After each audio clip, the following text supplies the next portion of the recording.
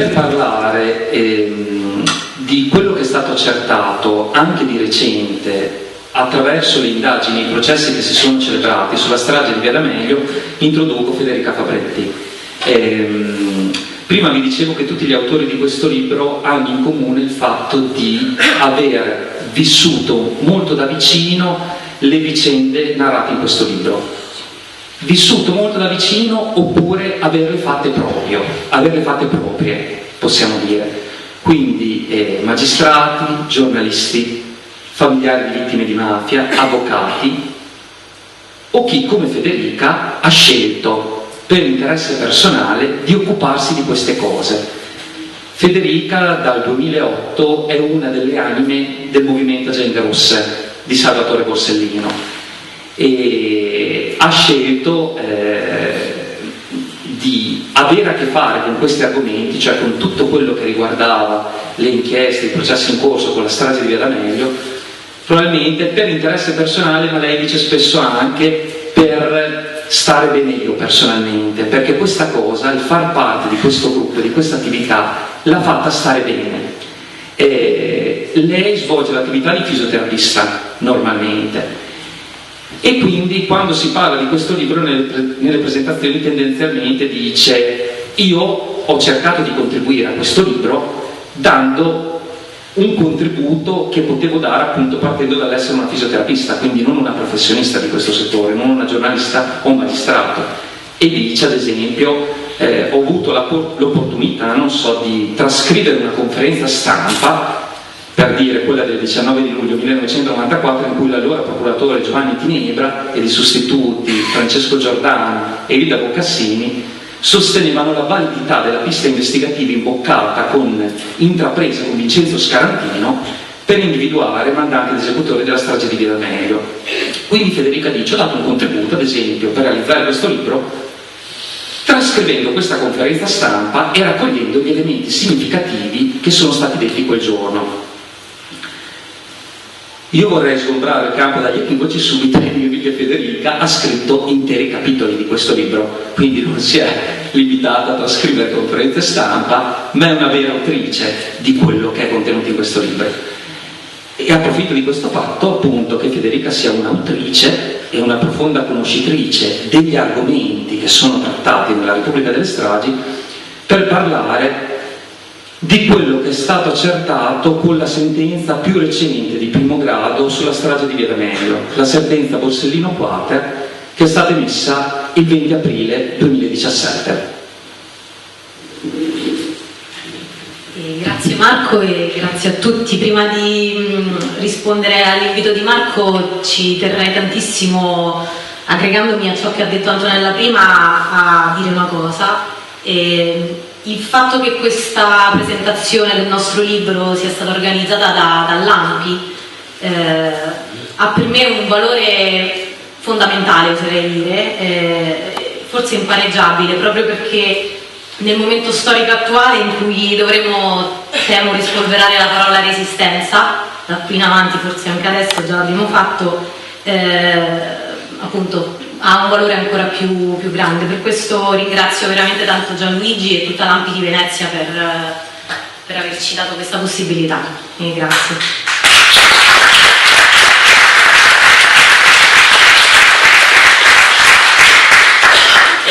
Allora, Marco ha un pochino esagerato. Io ho seguito il processo Borsellino Quater, cioè il processo sulla strage di Via D'Amelio, quello che ha certificato il depistaggio delle indagini e ha cancellato con un colpo di spugna la prima sentenza, la sentenza del primo processo Borsellino 1, quasi totalmente la sentenza del secondo processo e basta, appunto, e ha messo e ha impilato, diciamo, quelle che sono state le verità certificate e confermate del pentito Gaspare Spatuzza, che si pentì nel 2008, cancellando appunto tutte le menzogne che erano state dette fino a quel momento. Voi vi chiederete cosa c'entra la strage di Via D'Amelio, per esempio, con le vicende che hanno appena raccontato Giovanni e Antonella. anche nella strage di Via D'Amelio si evince il ruolo di questo Stato, deviato tra virgolette, che in un certo senso è duplice. Uno è il collante, è stato il collante, quindi in tutti questi episodi, in queste vicende tra entità criminali di diversa estrazione, appunto, criminalità organizzata mafiosa, neofascista, e anche di questi sodalizi occulti, diciamo, di matrice massonica anche. E citava appunto Antonella Alice Gelli. E il secondo ruolo era quello appunto di copertura di questa rete eversiva, di questo sodalizio di cui abbiamo appena parlato, e di cui ha fatto parte integrante lo Stato attraverso le attività di depistaggio che sono servite a coprire appunto questi concorrenti, diciamo così. Per fare 2 esempi, avrete sentito parlare, sapete che ovviamente la mafia in Sicilia si organizzava in mandamenti, no? E c'era uno dei mandamenti più importanti della mafia siciliana era quello di Resuttana, controllato dalla famiglia Madonia di Palermo. Diversi pentiti, tra cui anche Francesco Onorato, dichiararono appunto che hanno avuto rapporti con i servizi segreti, e che addirittura negli anni 70, quindi prima delle stragi, diciamo così, quelle che poi sono arrivate anche a noi che stavamo fuori dalla Sicilia, quindi negli anni 70 Ciccio Madonia, il reggente del mandamento, aveva messo le bombe, disse Francesco Onorato, proprio per conto dei servizi segreti. Le indagini tra l'altro di quest'ultimo decennio hanno dimostrato anche che il capo militare di Ordine Nuovo, e qua appunto mi riaggancio a Antonella, quindi organizzazione eversiva di estrema destra, Pierluigi Concutelli, a Palermo, quando operava a Palermo, operava sotto il controllo sempre del mandamento di Resuttana e quindi della famiglia Madonia. Tra l'altro nel territorio di Resuttana si trovano 2 luoghi, diciamo così, che sempre per le parole dei pentiti furono dei centri di incontri tra Cosa Nostra e esponenti dei servizi. Ricordiamo il fondo Vicolo Pipitone che si trova a Palermo, dove alcuni pentiti hanno dichiarato di aver visto le famiglie Madonia e Galatolo incontrarsi con gente come Bruno Contrada e il famoso Faccia da Mostro, che poi immagino ne parlerà Fabio più tardi, Giovanni Aiello, morto nell'agosto del 2017 dopo che 4 procure avevano iniziato a condurre indagini su di lui come pedina, diciamo così, dei servizi segreti, che utilizzavano i servizi segreti per condurre, diciamo, delle stragi di Stato. Morto per un infarto, sembra, mentre si trovava sulla sua barca. E il secondo luogo di questo incontro è il famoso Castello Utveggio. Il Castello Utveggio è un castello che sta in cima al Monte Pellegrino, da dove si vede tutta Palermo fondamentalmente, di controllo sempre della famiglia di Resuttana, il mandamento di Resuttana. Questo Castello Utveggio entrò nelle indagini di Via D'Amelio subito dopo la strage, e grazie al contributo dell'allora commissario Gioacchino Genti, e poi venne messo da parte, diciamo così. Oggi invece, negli anni passati, più di un collaboratore ha parlato di questo Castello Utveggio come punto di incontro tra anzi, in realtà Gioacchino Genti aveva ipotizzato addirittura che dentro il Castello Utveggio ci fosse una base proprio del SISDE. Il SISDE ovviamente ha negato questa eventualità, e successivamente diversi pentiti invece hanno dichiarato che alcuni capi di Cosa Nostra si andavano ad incontrare lì su proprio con i servizi segreti.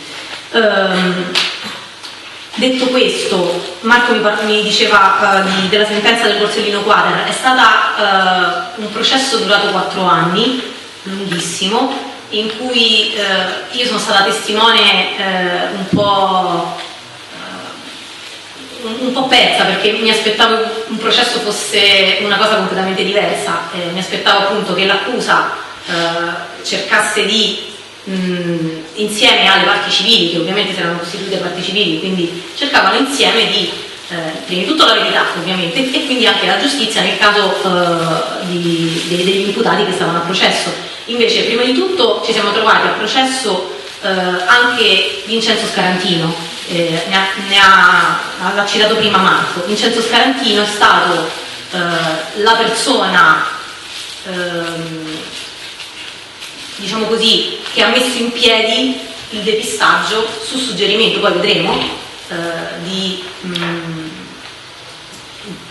probabilmente di apparati dello Stato, come cita la sentenza del Borsellino Quater, e si è infilato tutto, diciamo, le indagini su Via D'Amelio su questo individuo qua. Questo era uno spacciatore, un piccolo spacciatore, con una parentela tramite un matrimonio della sorella con un boss mafioso, di un mandamento diverso rispetto a quello di Resultana, e la polizia si fissò su di lui, lo arrestò a diciamo così quasi 2 mesi dalla strage di Via D'Amelio, e dopo 2 anni Vincenzo Scarantino si pentì e quindi fece tutta una serie di dichiarazioni che mandarono in carcere gente innocente. E dopodiché nel 2008 arriva Gaspare Spatuzza e il vero, diciamo, artefice delle azioni di cui si era dichiarato colpevole Vincenzo Scarantino, e butta giù tutte le menzogne di questo individuo qua. Perché ho detto, prima di tutto ci siamo trovati di fronte a questo personaggio come imputato? Perché la parte civile di Salvatore Borsellino, Salvatore è stato l'unica parte civile in tutto il processo a chiederne l'assoluzione. L'assoluzione perché secondo noi, mi permetto di dire secondo noi come parte civile, Vincenzo Scarantino è stato, come spesso dichiara Salvatore, una vittima di questo depistaggio. Vincenzo Scarantino è stato costretto a rilasciare quelle dichiarazioni. C'è chi dice, e io personalmente ci credo, sotto tortura psicologica sicuramente, fisica ancora, diciamo, non si è appurato. Certo è che ci sono sentenze che dicono che nel carcere in cui era stato rinchiuso Scarantino, nel periodo della sua pentimento, di detenuti torturati, diciamo così.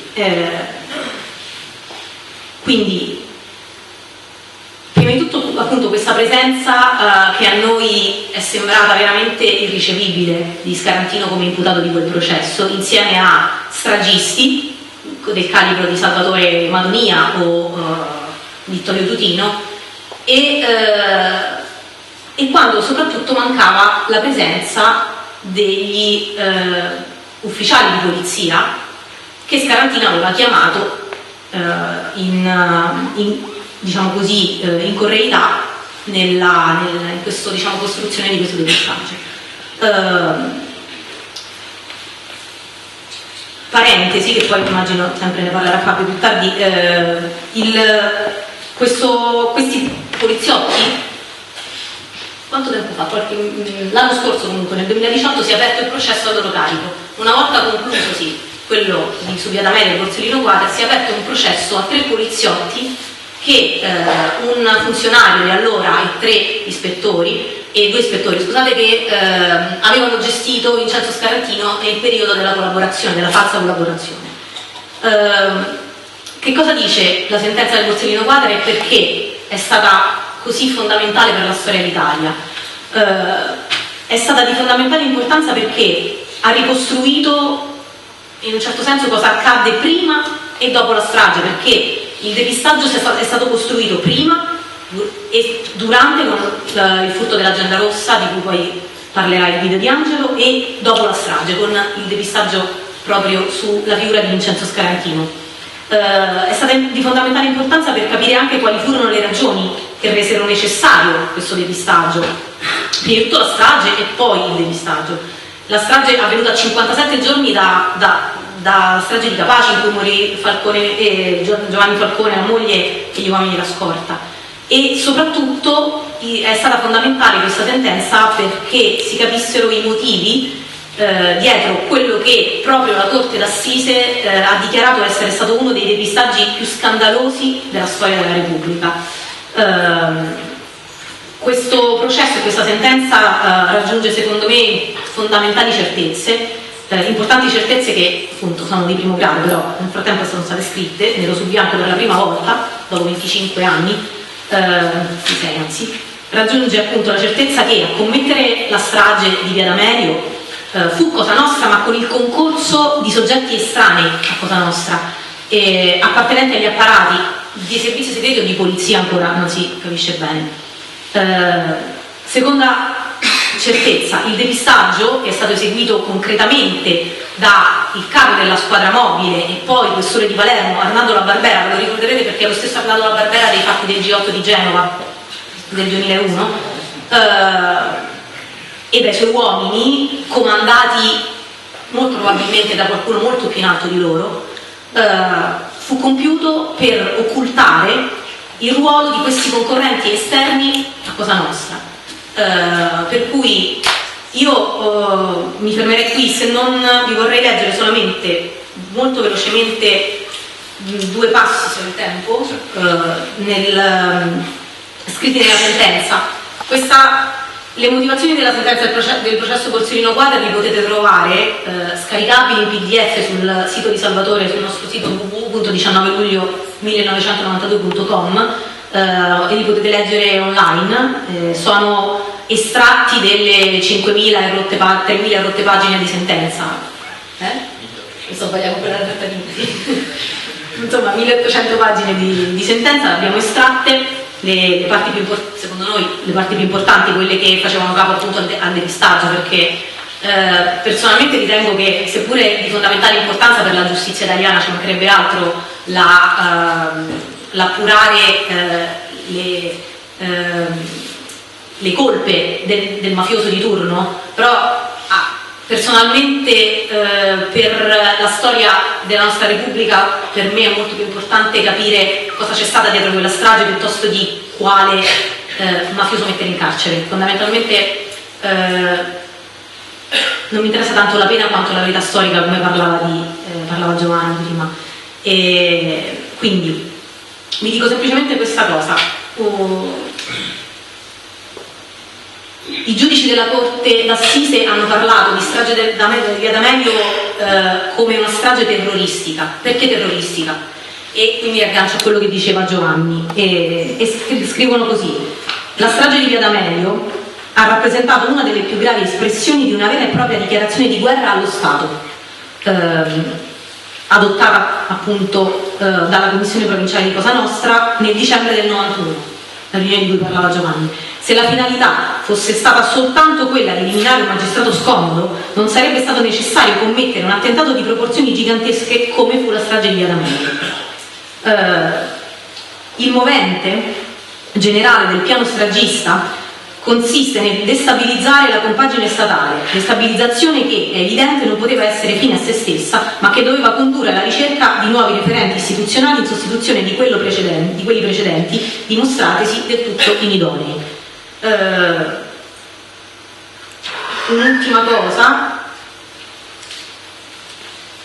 abbiamo parlato del depistaggio. La Corte d'Assise di Caltanissetta ha ritenuto di aver avuto le prove per parlare appunto di depistaggio e di intervento delle forze dell'ordine e quindi di apparati dello Stato, e vi faccio un esempio di queste prove. Si deve anche rilevare la singolare cronologia, scrive la Corte d'Assise, del sopralluogo eseguito dalla Polizia Scientifica di Palermo su richiesta della locale squadra mobile, di cui capo era Arnaldo La Barbera, nella carrozzeria di Giuseppe Rufino. Ebbene, quando la Polizia Scientifica, la carrozzeria di Giuseppe Rufino era una carrozzeria dalla quale prelevarono la targa che poi misero sulla Fiat 126 rubata, che poi esplose in Via D'Amelio. Naturalmente Rufino, questo uomo qui, Giuseppe Rufino, non aveva niente a che fare con la strage di Via D'Amelio, eppure venne condannato nei primi processi. la Corte scrive: ebbene, quando la polizia scientifica eseguiva detti rilievi nell'officina non erano stati ancora rinvenuti in via D'Amelio né la targa oggetto della denuncia di Eurofino né il blocco motore della Fiat bla bla. Detta ipotesi investigativa, dice la Corte, rivelatasi fondata e coerente con i successivi rinvenimenti sullo scenario della strage, non è spiegabile soltanto con l'efficienza e la solerzia profusa dagli inquirenti, bensì necessariamente ipotizzando un apporto di tipo confidenziale da parte di taluno che evidentemente era ben informato sulle concrete modalità esecutive dell'attentato. E concludo con un'ultima frase, sempre della Corte, che parla di queste dichiarazioni convergenti, perché voi dovete sapere che per Scarantino, quando venne arrestato, lui si dichiarò innocente per 2 anni consecutivi. Nel frattempo, in questi 2 anni, si pentirono altri 2 falsi pentiti. Il primo dichiarò appunto di aver ricevuto l'ordine di rubare la 126 da Scarantino, e il secondo fu il compagno di cella di Vincenzo Scarantino, che al 41 bis, quindi non si sa neanche come avevano fatto a comunicare, chiamò l'autorità giudiziaria per dire: Scarantino mi ha confessato di essere stato lui l'autore della strage. Bene, come la Corte fa riferimento a queste dichiarazioni convergenti di questi 3 pentiti che, non avendo avuto nulla a che fare con la strage, come facevano ad avere delle informazioni che pure sono risultate vere poi, che Spatuzza, il vero pentito, il vero mafioso che si era occupato della strage, effettivamente aveva confermato. E quindi leggo l'ultima cosa.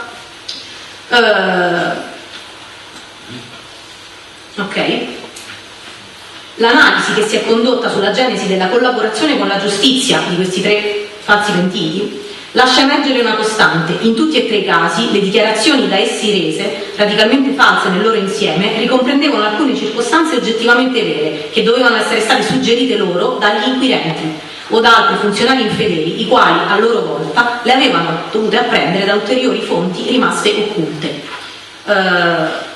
Concludo dicendo che, diciamo così, questa sentenza conferma in un certo senso. La sentenza è stata emessa il 17 aprile del 2017. Le motivazioni sono state depositate a fine giugno del 2018, quindi l'anno successivo. Il nostro libro è uscito 2 settimane dopo. Naturalmente lo avevamo depositato, era andato in stampa molto tempo prima. Nel nostro libro, nella parte inerente alla strage di via D'Amelio, sono state scritte delle cose che poi sono state confermate dalla sentenza del Borsellino Quater. E quindi mi fermo qui per non rubare altro tempo, e grazie ancora.